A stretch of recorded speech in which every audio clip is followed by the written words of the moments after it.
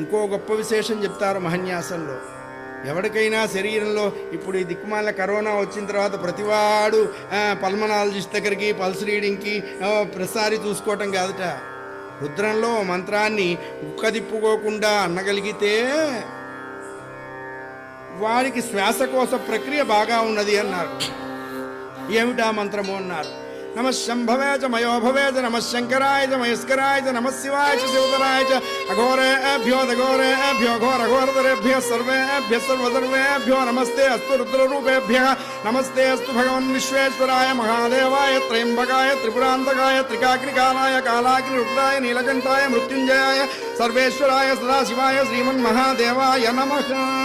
హర నమః పార్వతీపతయే హర హర మహాదేవ్. ఇది చెప్పారు శాస్త్రంలో. రోజు ఇది బాగా ప్రాక్టీస్ చేస్తే బ్రీతింగ్ ఎక్సర్సైజ్ అని చెప్పింది వేదము.